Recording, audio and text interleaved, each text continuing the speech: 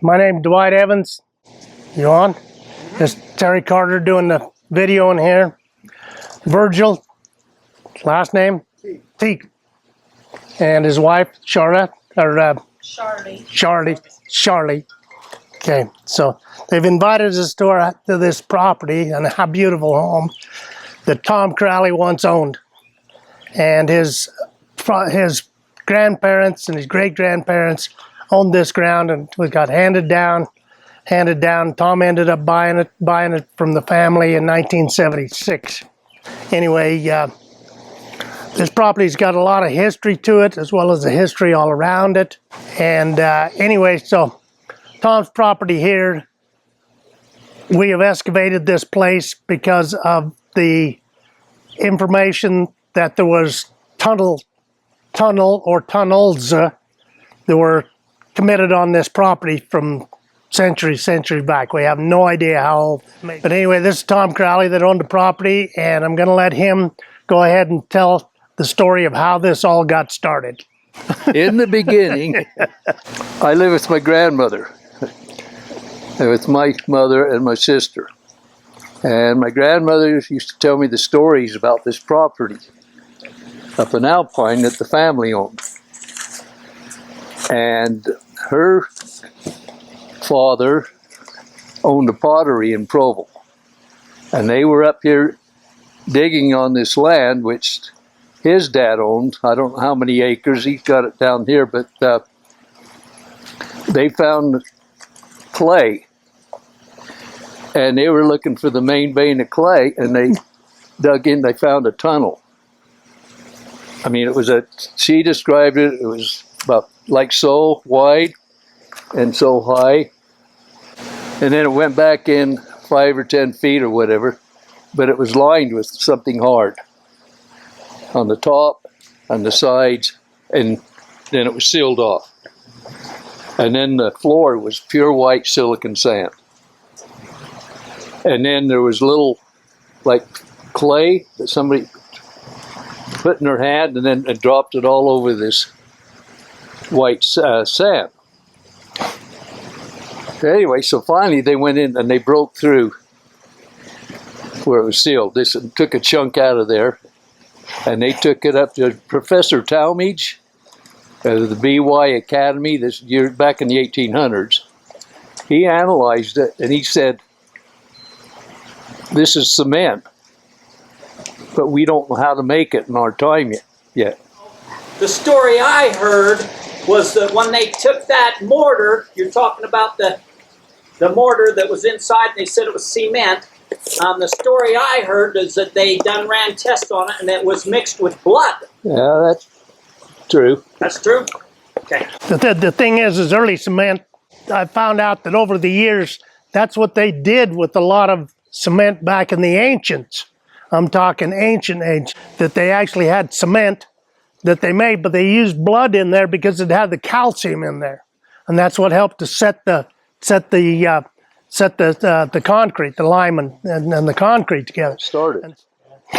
And then during the Depression, some of my uncles were up here, and they were digging around. They knew where the entrance of the tunnel was, and they apparently went in, and it was a round room, and some people think it was like the 7 tunnels of life. It's Montezuma's treasure, and there's lots of stories up here about stuff. You've probably heard them up in Alpine. But anyway, my uncles were up here, and they were digging all over the property looking for treasure. They never found anything. And I've got some old pictures of the property before anything was built up here. It looked like a bomb went off on this property. That's about the time that, Tom and I have been friends for 40-something years. So, I come up here with Tom at about that same time, and he's right. I mean, there was holes that was 6 and 7 feet deep. It looked like somebody just throwing hand grenades or bombs out there, and there was just, I mean, you couldn't walk 15 feet without going in a hole. Now, whether they were all dug or they were just, that's the way people left them or whatever, but yeah, it's just exactly like he says. It looked like a bomb had gone off. A bomb set. They were dug. They had an old, called a windlass. parts of an old Dodge truck that they had up here. And they'd put Sit down about the right there. buckets. And parts of the car were still here, or truck or whatever it was. Yeah. And then on the fence line, which is on the other side of the road, some people heard the story and they hired a caterpillar. And then they asked Uncle Clyde where the opening of this tunnel was. And he says, told him where to go. So they went in with the caterpillar, then with the blade, and they went through, and it was probably 10 feet deep. And then it quit. And they brought a mechanic up, and they couldn't get it going, so they brought another cat up, hauled it out of there, took it back to the yard, and it started right up. So that's the story.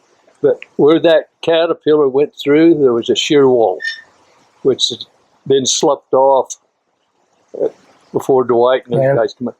But there was pockets of clay, and I'm not kidding you about that big around, perfectly round, like a volleyball, and reds and pinks and white silicon sand all over this wall. And so that kind of got me wondering. but nothing was ever found. And we've had witch doctors, water finder witches, all kinds of stuff up there doing their thing. And everybody's got a story.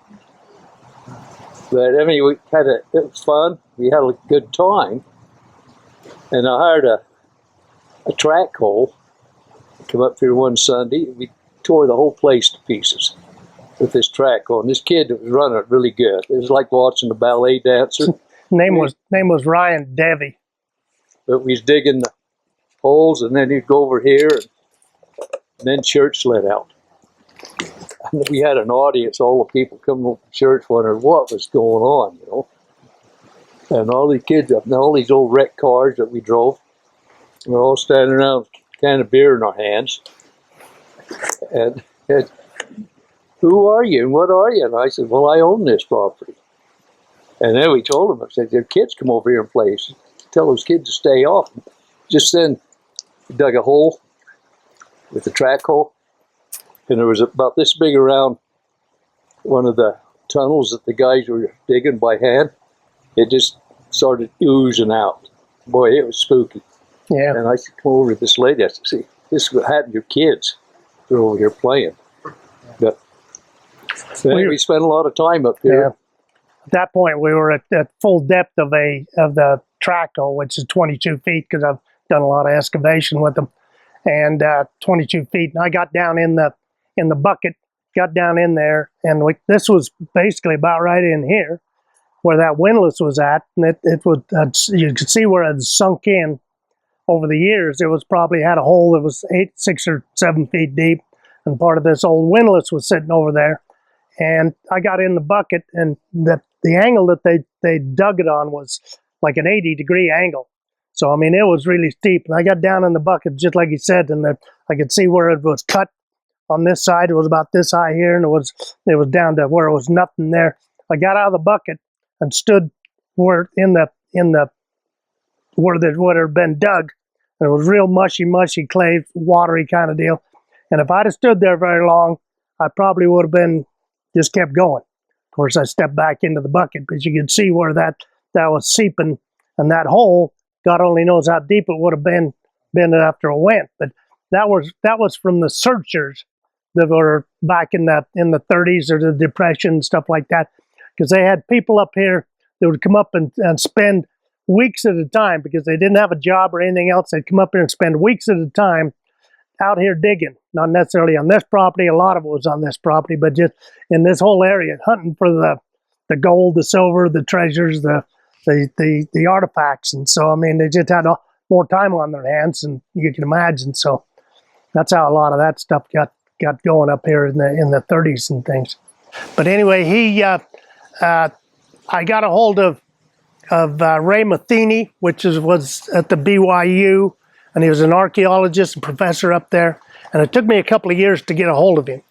And he lived here in northwest Orem, and he just got back from a dig of 2 years in Mexico.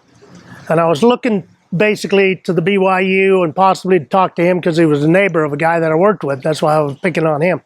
But anyway, to be able to see if maybe we could get some professional people in here, some real hardcore diggers, and some people with some equipment that wouldn't cost a lot of money for out of Tom's property, out of Tom's pocket, whatever.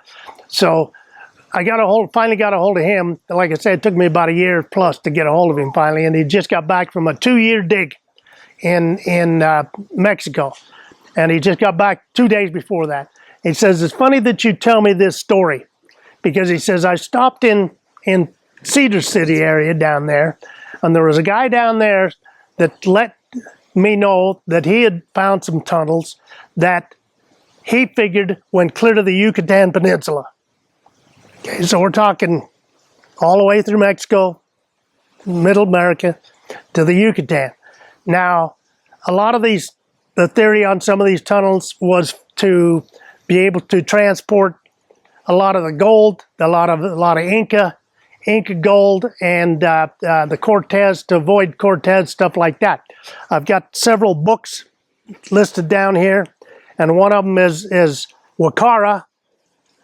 The Wakara is the name of the book, which was Chief Walker, which was from around here, and he basically ran this area down through Spanish Fork Canyon. He was a horse thief, and they kept an eye on him really, really close. And him and Brigham Young didn't see eye to eye together, so they had some problems over the years.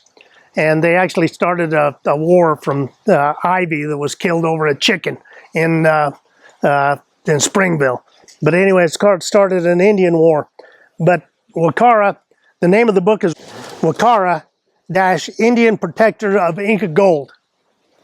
So there's something to do with some of this Inca gold that was brought up through here. Now the Spaniards, I do know, came through here, and I've done quite a bit of research in this area. And the Spaniards went almost to where the Canadian border would be now. And they were looking from Spain, they were looking for two things. They were looking for gold and silver riches, and they were looking for slave labor, and they were looking for some place to make a hub for Spain in the western United States. So I mean, they're looking at an empire that they wanted to make a place. They went clear almost to Canada, came back to here, and said, this is where we want to make this hub because of the lake, because of the beauty. And in the Sierras, they called these the Sierras, the mountains. There was so much gold and silver in these mountains that's why they wanted to be here. Now there's stories that go on and on and on. So I mean, this property here, from Water Canyon, you can see a road, and there's in one of these books that I have here. In fact, it's one of the informations that I gave to you, is some of these books like Faded Footprints from George Thompson.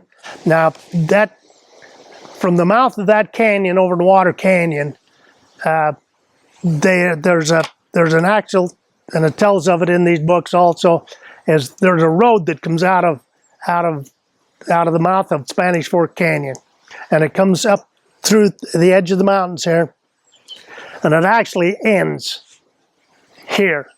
That goes clear to the Yucatan Peninsula, that road. They followed it that far. Now whether there's a tunnel underneath all of that stuff too, because the fiercity of the Indians were on top of the ground, the lesser Indians, the weaker Indians, had to travel somehow, so they traveled through these tunnels. Basically, that's what the thought has been about these tunnels that are here. Now, there's all kinds of stories about finding treasures, finding brass plates, yada, yada, yada, and all of this stuff. Now, we did have an Indian fellow. What was the Indian guy's name? Do you remember that was there on the dig that we were on when we had bugles over here? June Blige. Anyway, this guy come over here on this property we had, and the one son was over here, and he brought a backhoe over here, and we dug on the property here, and we dug out in front. We dug holes back in here and everything else.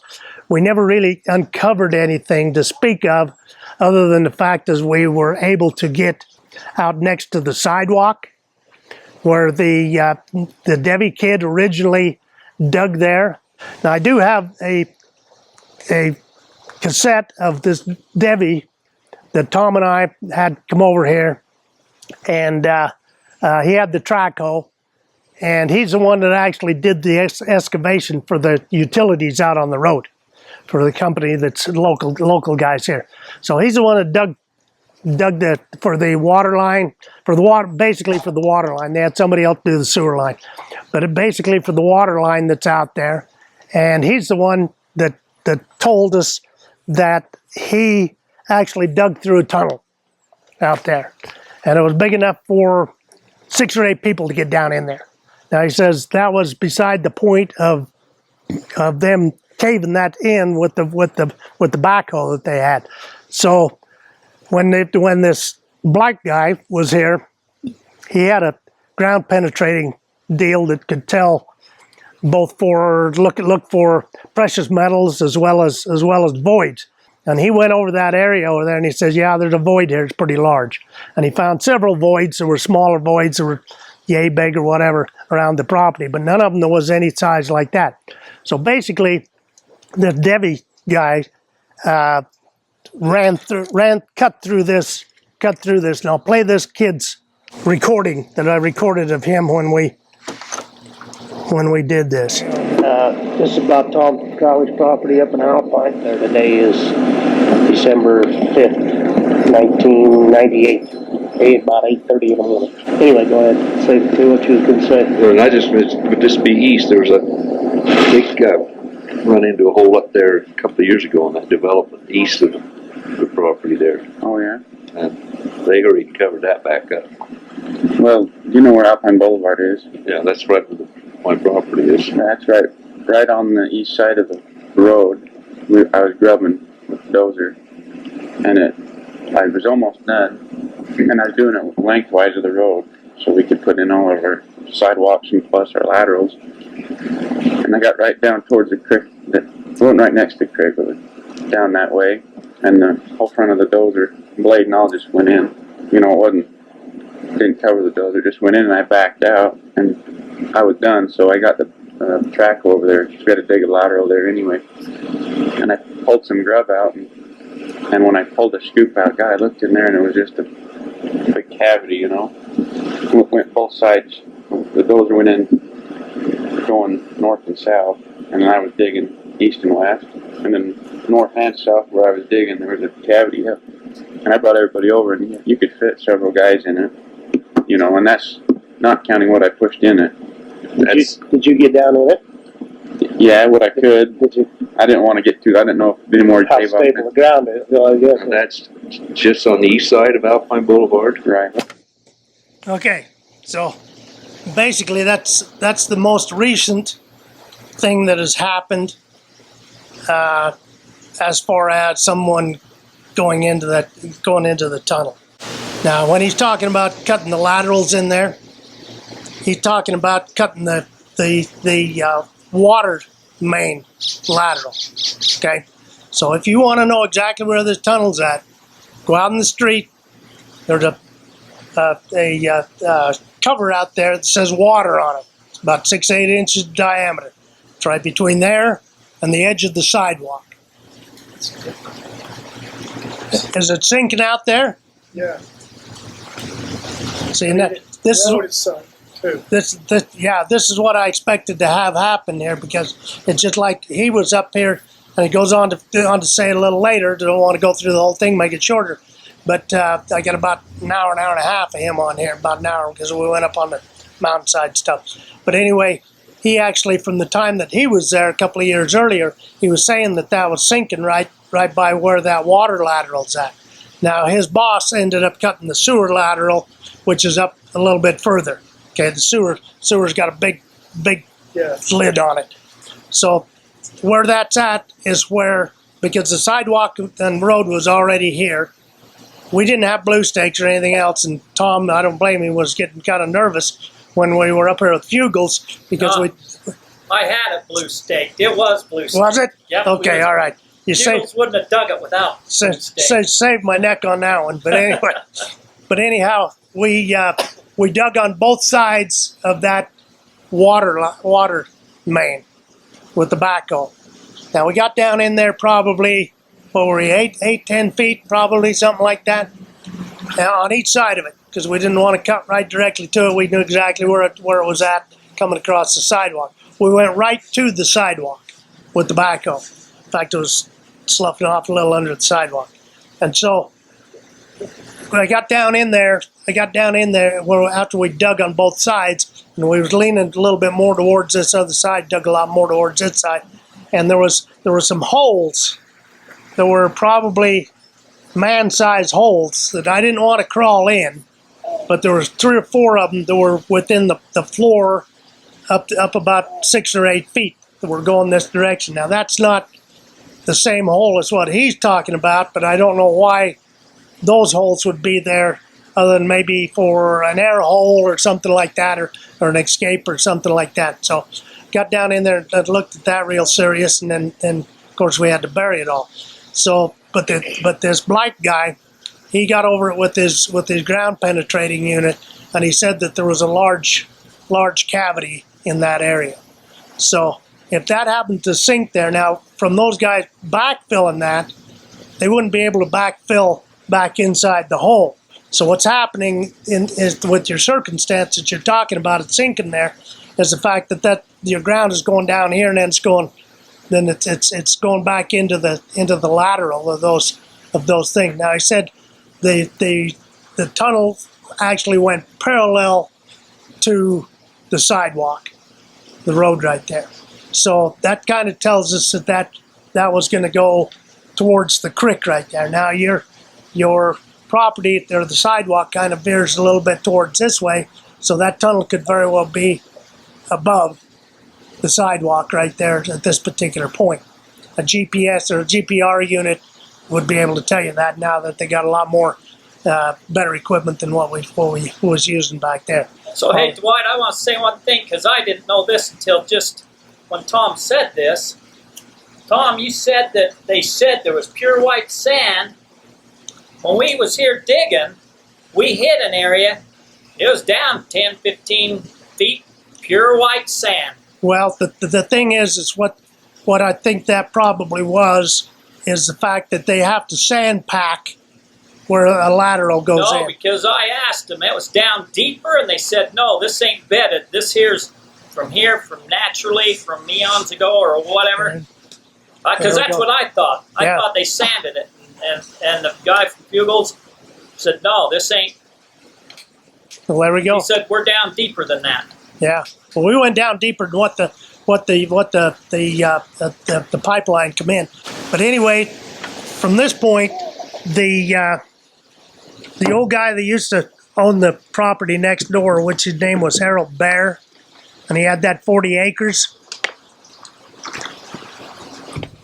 40 acres of that ground over there. Can you still hear me, Flint? 40 acres of that ground over there. Tom and I got a hold of him and found out where he lived. He lived in Manti. And so it took a few months for us to convince the old boy to maybe come up here and maybe pinpoint this, because he had been in this tunnel as a teenage kid. He'd been in this tunnel. Him and his brother and this other Moyle that lived up in Idaho, Rodney Moyle. And all of these guys are probably way gone by now because they were in their mid-90s. And in fact, the old boy, when we went down to his place, he was 94 years old, and he's out cutting trees in his yard. He's out pruning trees with a teenage kid out there picking up the limbs, and he's up in these trees. I mean, just like, really, you're 94 years old. I mean, this is a spry old boy, you know. But anyway, I have his recording also, which is really important to me, because now we have a first-hand person back during the time that actually the 1800s that would have been in those tunnels. And so anyway, he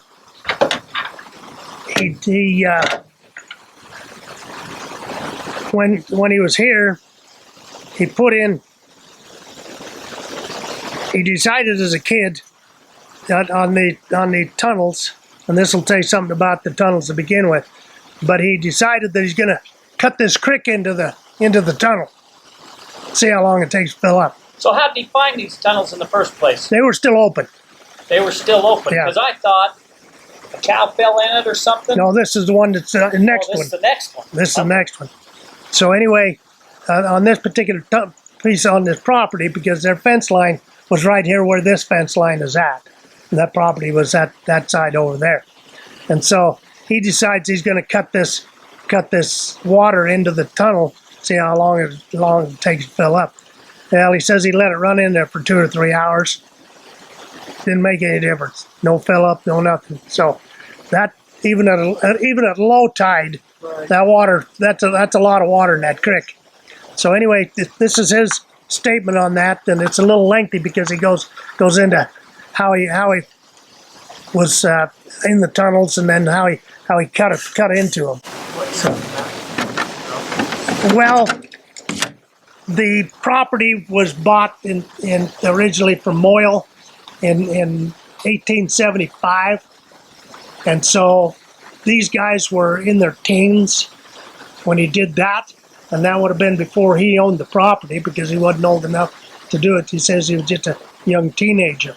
So at 94 years old in 1995, that would have been 1900, 1910, somewhere along in there, that he cut this in there. Well, if we appreciate your help, if anything ever happens or we find it out, we'll let you know. Yeah, I'd like to, just interested to know what it's all about. I want to get to the bottom of it because I've had You take that piece of paper I give you, all right? We actually went down there to bring him back here because he agreed that he would come back here. And once we got down there, his wife kind of put the kibosh on it. Says, you're not going to drive all the way up there 100 miles with a couple of strangers, not knowing when you're ever going to get home. So she kind of put the lean on it, not to let us go. So we was unable to bring him back here. So a lot of it, some of this is him talking about the ability of him maybe being able to find the tunnel because of the fact that everything had changed even from then till now. So I had a guy call me a couple of weeks ago and offered me $50,000 for that piece of property. Oh, you did? And it's not even developed yet. Yeah. There's an asphalt road that goes right to it and stops now, but I don't know if I'll ever build up there, but I'm not going to sell it either until I get the bottom of this. No, but you guys Now maybe we'll go up on that ridge and see maybe if there's something that we could have seen that would indicate where the cow fell in. yeah. You know, now you were the one that put the water down in the hole, weren't you? Yeah. Why they Yeah. opened the place and they I put water in You don't there. know why. Which hole did you put in? The one that the cow fell in? Why? No, Well, down where they was digging. Down there where they were digging? Yeah, right there. Right there near the creek. Yeah. It was a Right big close hole. Did you have to divert the creek into it? Main vein of clay. I just put a dam in the creek and just turned it over there and let it run. Because we looked to That's see if there was If you ever hear it in the some place they took where somebody dug a ditch to it or something. Just dammed the creek temporarily. It sloped the right way and I just turned the water over there. We don't know how to make it. Oh, I let it run for a couple of 3 hours. 1870, But it didn't fill up. Cement in our time. Must have been someplace where it got away. Yeah, well, see, there could have been another tunnel or two it could have Yeah. gotten into too, you know. That's then the That's kind of what stories go on and on. we're thinking about. And So now, supposedly only there the was, property. supposedly the stories we have, there was a tunnel that went each direction, northeast, southwest, Years and years. from this room area. You have Yeah. nothing in there, no. And Well, there was only one of That's them, nice to- one of them that had been broken through, and we were under the assumption that it was the south one. But it would undoubtedly have been the west one, because that's the one you were in. yeah, I'd sooner think it was the west one because Yeah. that's the only one that I seen We'll open. just have to wait and See, I see. went down that little ways. Mhm. I didn't fool around It too costs much us because money to I build the whole didn't have any lights and I couldn't see very Well, far. if you can do. Probably waiting for the old man to chase you out of there anyway, you know. There. When I went in, there was nobody there. I was the only one. Did he timber any of that to get down in there? No timber, no rocks, no brick or anything. Just in that strict clay. That clay it's a hard formation. Oh, yeah, it's like Yeah. hard pan, you know, Yeah. just hard as a rock. You got a dynamite to almost get through to some of that stuff, you know. But I'm sure the reason the tunnels were filled up was just to preserve them, to keep them Yeah. From this point, do you remember where this fence line was at, by any chance? Well, I can remember a fence line now, Okay. yes. With this, how far from that, where this creek would have met that fence line down the creek bed, would you say that would have been? Like halfway? Well, I'd imagine about halfway. Oh, There was a big head gate up here. Was that there then? Big cement? Big cement head gate? no, it was a lumber head gate when I was there, but they put cement in afterwards. I'd say it was about as far from here to where that tractor is there. Down. Maybe not that far. 75 feet, possibly. Yeah. There's a lot of huge cottonwood trees that have grown along there. Well, there was a lot of cottonwood trees along that creek. Only right here where it turned the water out, there was just an open space there, but cottonwood on both ends. So there was an open space there where Just a little ways where.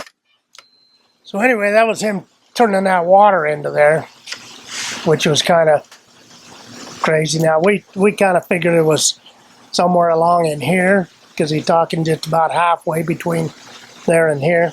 So we've dug there, and that's where this area right here is where we dug with that track hoe and cut through that diggings that we were talking about earlier. So now he was talking about having a cow fall in, and so this is his statement on this cow. What happened is he owned this property, and him and his dad was herding the cows home at night, and all of a sudden one of the cows dropped into a hole.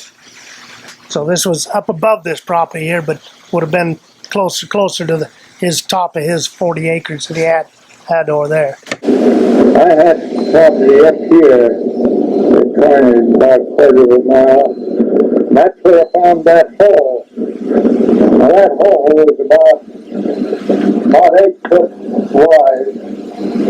Well, I was just driving the cows. I went up the left side and was taking them in, and one of them stepped off the road a little ways, and I seen her go down both hind feet. And I thought, that's funny, she dropped in there in that dry ground like that. I went and looked, and she stepped right in the center where that hole was, and that it in years' time slept in till it wasn't only about that thick, and she fell through it with her hind feet. She had looked for her getting out, and so I went and I looked. It was dark, I couldn't see. I went and got my dad, and we came back, and we dug it out so we could see in there, and he dug the whole top off. And that hole was about 15 feet deep. That was something we couldn't figure why. It was round, and it had been looked like dust from the bottom up. And why a hole like that there in that dry pasture in oak brush and shade, we couldn't figure it out. And we got an old cottonwood tree just about that big around, so we handed it and stuck it down. Went down in there, he dug it a little bit. And I talked to some of these guys that have been working here. They said they thought that was dug a tunnel for there, so it was making an escape to get out. So that in case the enemy come in there. Now that's just all it's all thinking there. So did that dead end where your cow fell in? Did that tunnel dead end right there? Well, that's what they figured.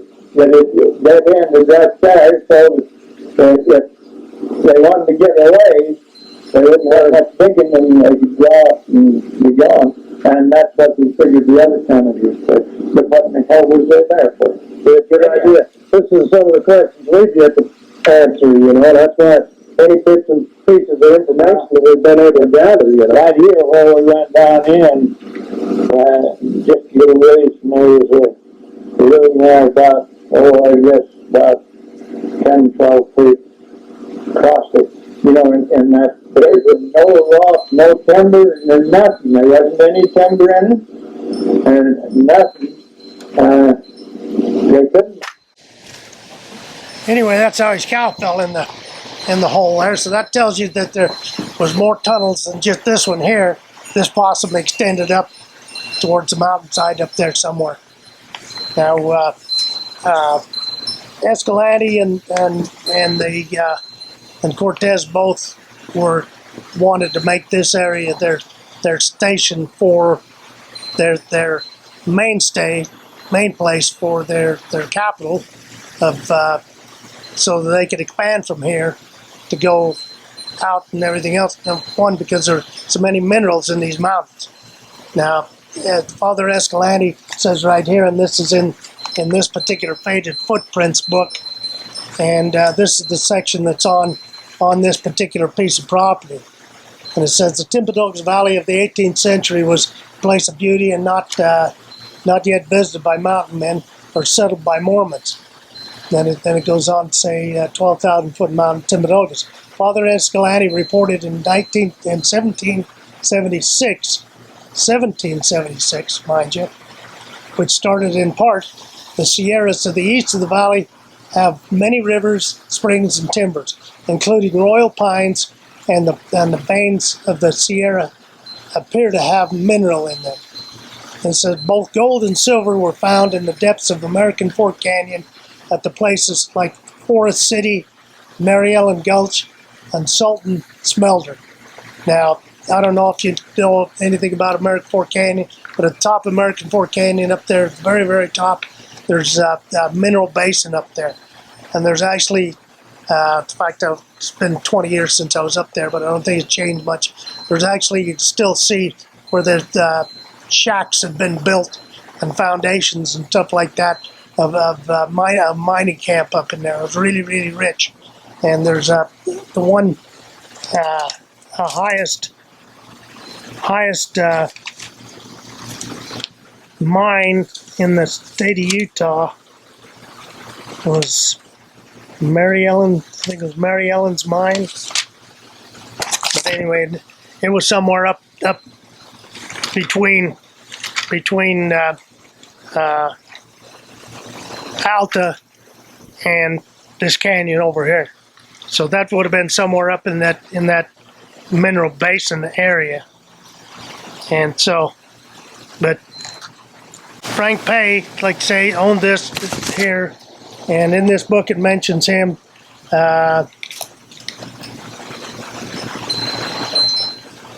Those who tried to enter Pay's cavern later claimed that they were hit with hot wind, which spoke the voice of telling them to leave at once. Several people said the ghostly voices filled them with such an overpowering fear that they fled from the cavern and were afraid to return. Mentions Old Man Pay here. It says after some years later, after Pay's death, Wayne Handy and others conducted an interview with Alfred Devy, the oldest resident of Mountainville, which is now Alpine. Devy recalled that in the 1880s he used to come to Pay's homestead and would camp there. Some of them would dig for a week at a time. There were those that said that the brass plates were found, revealed, located, and very much gold, and which was still remain and hidden somewhere in the canyon near Pay's homestead.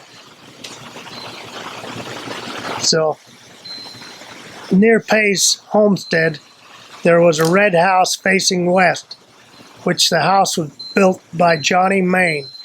The walls of Pay's treasure chamber are in perfect alignment with the west wall of Main's house. So all you have to do is find Johnny Main's house, and you'll be able to find where this is at. Now, Johnny Main's house was the house that's on the corner. Like I say, they tore that down in 1986 and built that house there, but the front of the house is basically pretty much in the same position as the old place was. I remember seeing that. back then. Where was that at again? The house that's on the corner right down here, first road. Just right here. First road that goes that way. Crowley's house. The only you can't. I went by there here a while ago when I was over here, and there's so many trees. I don't know how you take a configuration off of that. But if you actually take the face of that house and run it down this way, that just about hits your front yard. It says there was brass plates somewhere. They claimed there were.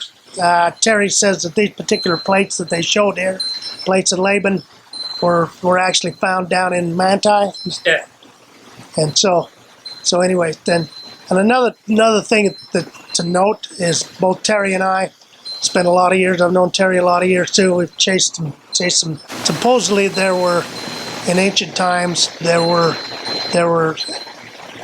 giants here, and we're talking 7 to 10 foot people, and that's kind of what I've put a philosophy of the fact that the giant people would be on the surface, and of course the subterranean people or the small people running around down like ants in the underneath because they don't want to be confronted with these. The Hutchings Museum over there, the old man Hutchings, in this book, which is written by John Heinerman, which I know him and Terry knows him real well too. He was from Provo, and he's got a section in that book about the old man Hutchings over there, that in the mid 30s, which I know this for a fact, 33 to 34 was the lowest that this lake has ever been. And he went out into the lake and found mounds out there that were covered with pitch, so that if the water would get on them, it would be sealed. They were covered with pitch. He chipped through one of them, it explains it in there, chipped through one of them, saw that it was hollow, and so he chipped an air hole for the air to get in and escape out the other so he wouldn't asphyxiate in it. Dropped in there, and he only dropped about 4 feet till he hit the floor. Got in there, and there were seven cadavers in there, that they were all facing the center of the room, and there was about an 18-inch box that was in the center of the room that they were all facing. And the shortest cadaver was over 8 feet tall, and then the tallest one was almost 10 feet. And he took out 5 of those cadavers, and he gave 2 of them to the University of Utah, or Utah State, give 2 of them to BYU, and supposedly he kept one. And to this day, nobody has any knowledge of where those are at. None whatsoever. Now, he died quite a few years ago, but Terry and I went to his daughter that actually still owns the museum. She runs the Hutch's furniture over there, and she has another guy as a curator for the museum. And she told us, we went in and talked to her. Terry and I went in and talked to her, and she says, "I have no idea what you're talking about." She says, "I haven't the foggiest idea." Now, years back, I tried to get a hold of somebody at the University of Utah up there, and they don't know nothing. Same way the BYU. We have no idea. Of course, this is like the typical government stuff. They don't want you to know that this stuff actually exists. This talks about the homestead here again of the bear, close to the bear place, and a patriarch named Pei, and all of this near American Fork Canyon, Aztecs of Mexico. Pei saw a trail built by the Aztecs of Mexico, winding all the way from the treasure houses of Montezuma to Mount Timpanogos. Dreams of the Aztecs and him and his descendants, ancient Nephites, escaped the armies of the Cortez and buried the emperor's treasure at the foot of a 12,000-foot peak 400 years ago. It goes on to talk about American Fork Canyon. So there's another book that is very important that I have yet to ever go see about this property, was Moyle, Rodney Moyle up in Idaho, which was the Bears, one of the Bears' friends, and they own property here next to here too. And Rodney Moyle, I got a hold of him up there, and he was in his 90s then, and he told me, he says, I don't know nothing about those tunnels. Don't you ever call me again on this subject. On the phone up on it. Now I talked to the Bear brother that's in Colorado, and he was a year or two older than Rod or than Harold, which they called him Kate was his nickname. I don't know why, but anyway, I called him in Colorado. This was even before I got a hold of. That's how I ended up finding Harold down in Manti, and I got a hold of him in Colorado. And he told me, he says, I really don't want to talk about it too much, but he says, there's one book that you should go find. And he says, there was only several editions made. And he says that the book is called The True Conquest of Mexico. Now he says there's books that are called The Conquest of Mexico, but he says this book, which he says it may be the only one in existence, is up in the LDS library, and he says you've got to have a high clearance to be able to get into the vault where this book is at. He says if you can get to that book, he said that will tell you more about this property than he says anything you can possibly do.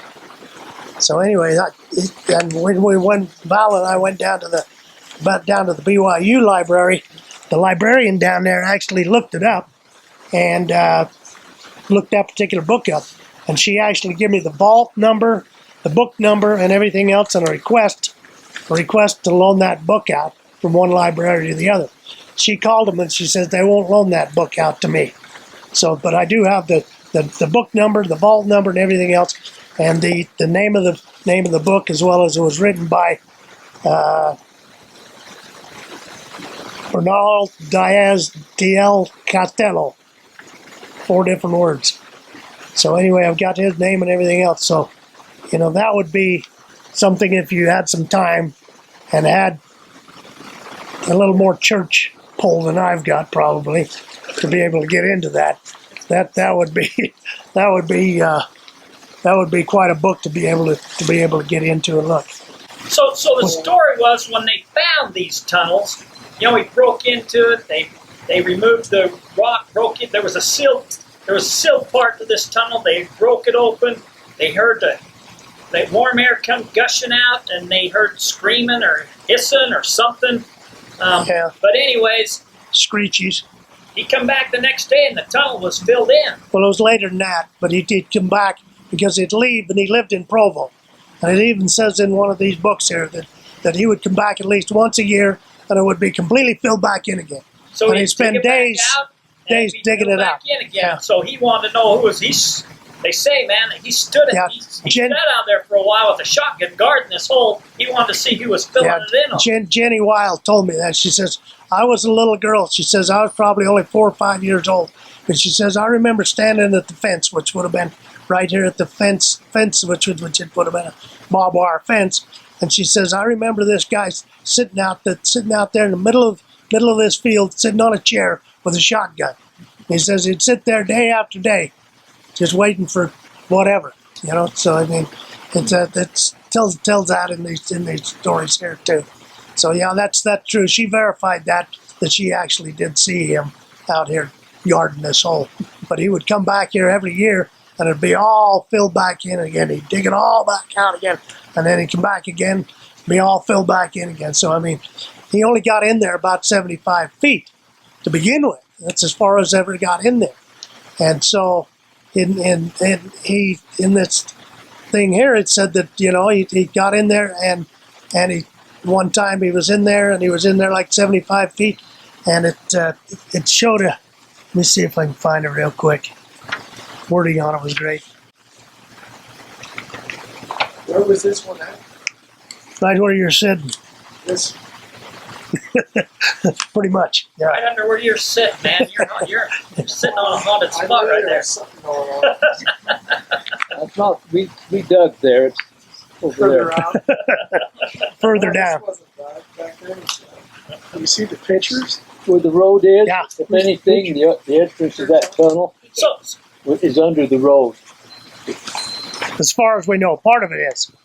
So the that's thing that was interesting to me that tied in with something, I'd heard that the Spaniards were going up to the American Fork Canyon looking for gold, and they left a journal saying at the mouth of the canyon there was the mines of the ancients, and they were good mines, but the mines up higher were better. And they was going up better. They wasn't messing with the mines of the ancients. Well, who's the ancients? You know, is that these guys, these tunnels?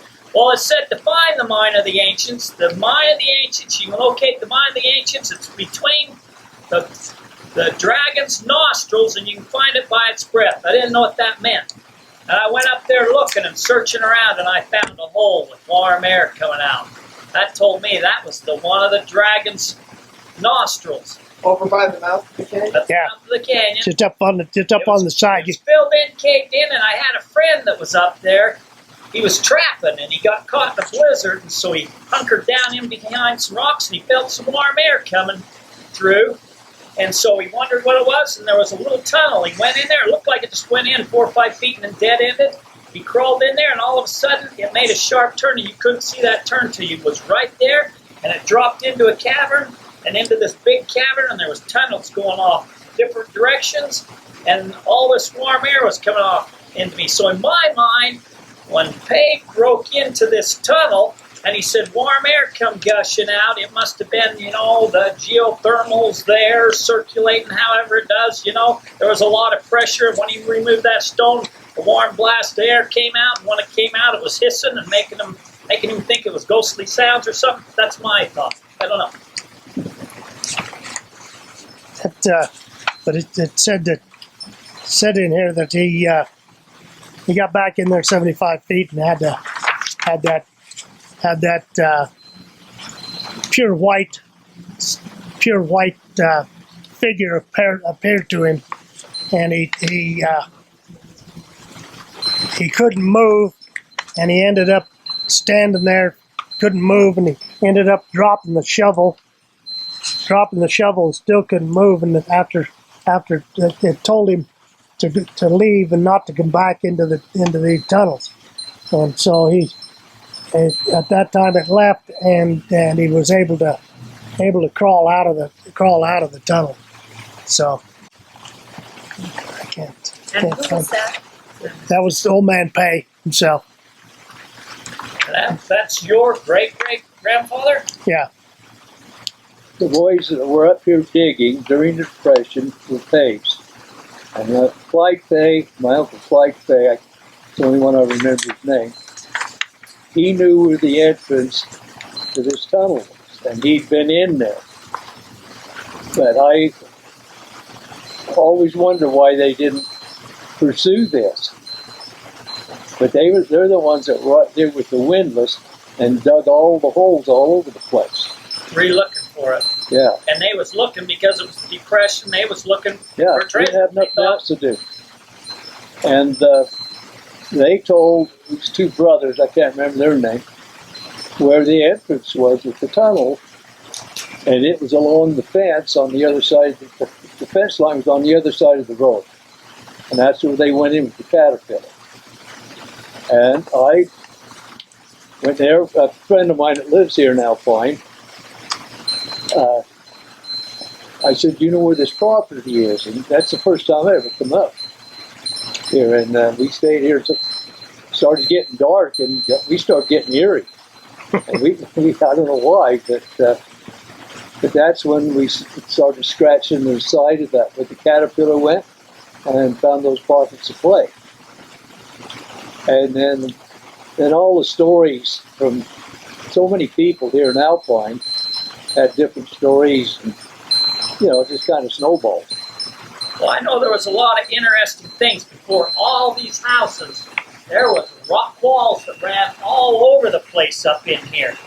And you have the same thing, same type of rock walls that ran all over the place down in the Manti area, where Brewer's Cave is, where supposedly the ancient records are.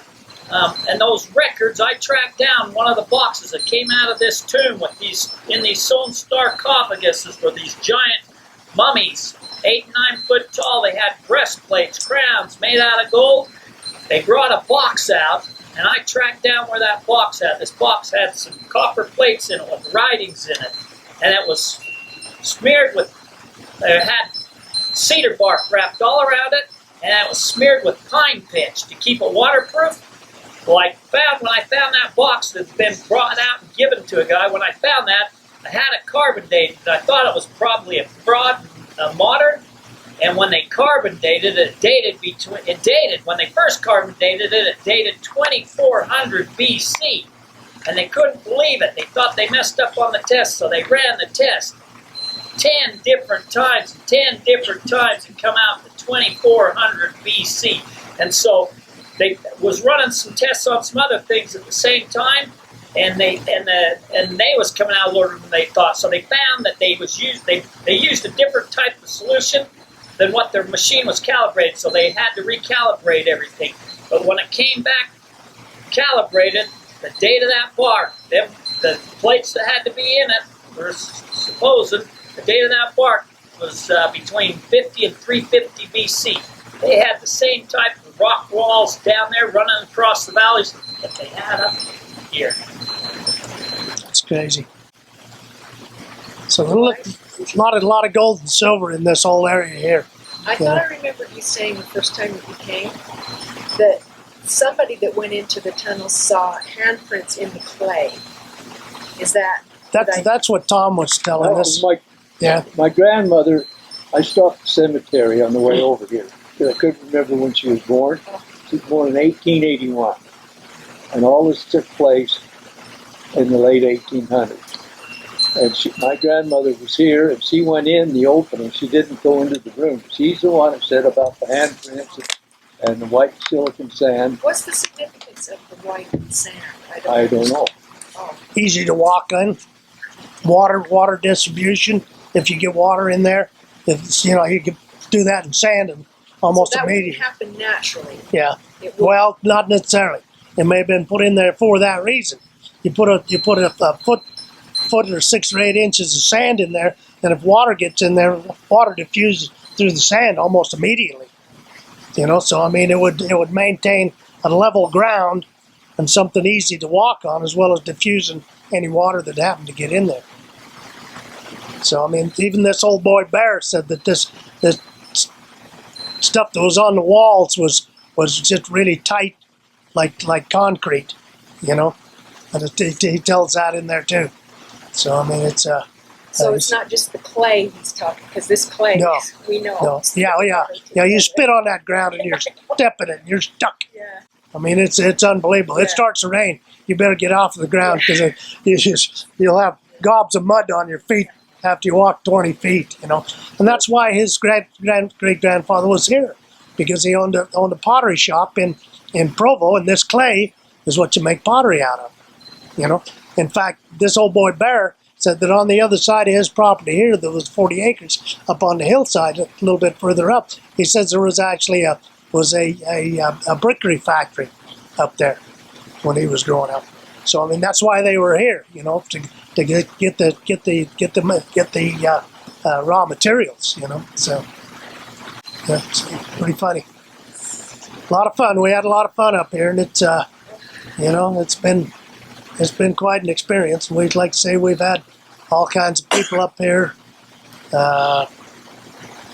Indians, and all kinds of stuff. So they've got the technology now to a lot more than what they would have. I mean, now you see them. They got GPR, ground penetrating radar. Yeah, it doesn't work in clay. Is that right? Yeah, it doesn't work in clay. Really? Yep. So the Brigham Young story about what did he give any more than what? I mean, if it was just a tunnel for Indians to crawl through. Well, there was some of them were sealed up, and so something could have very well been there behind those seals.